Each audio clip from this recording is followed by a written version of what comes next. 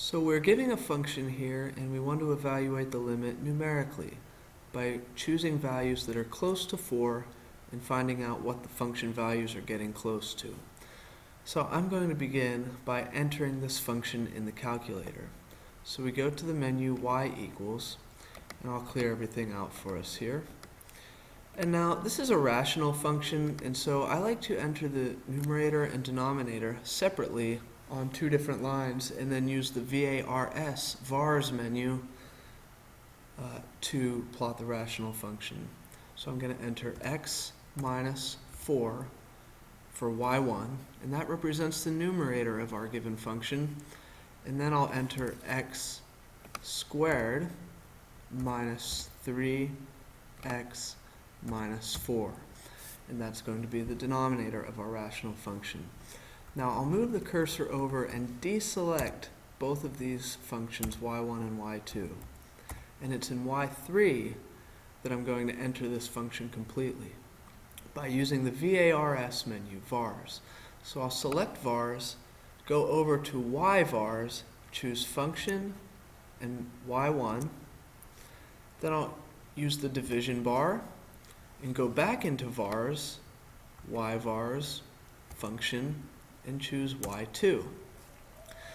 And now the calculator is saying that the function I want is the function from y1 divided by the function from y2, which is exactly corresponding to what the given function in the problem was. So let's set up our table.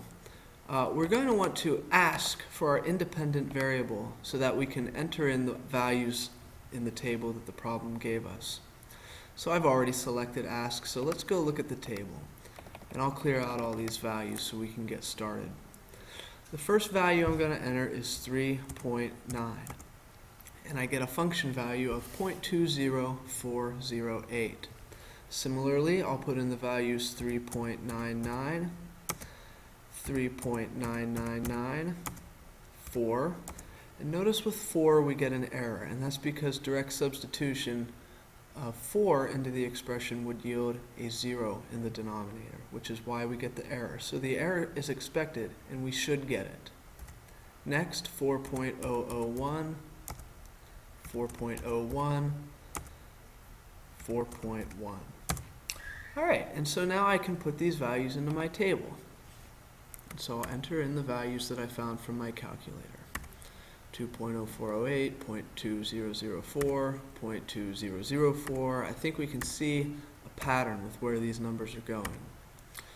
All right, so let's use the result of this table to estimate the limit. As x gets close to 4 from that left-hand side, as the numbers get closer and closer to 4, it does appear as if our function values are approaching a number 0.2. So I'll write that as x approaches 4 from the right, f of x approaches 0.2.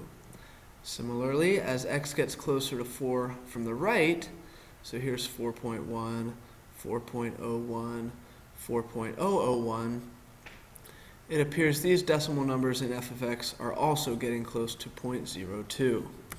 And actually, I think I said that backwards when I typed it. I had the right before the left, but I said left before the right. But it works out the same way no matter what. And so my estimate is going to be that the limit of x minus 4 over x squared minus 3x minus 4 as x approaches 4 is equal to 0.2. This is not enough to prove the limit. We must still evaluate it analytically to show that that is actually the limit. But this is how you solve a problem where you need to complete a table and estimate a limit. This is called evaluating limits numerically.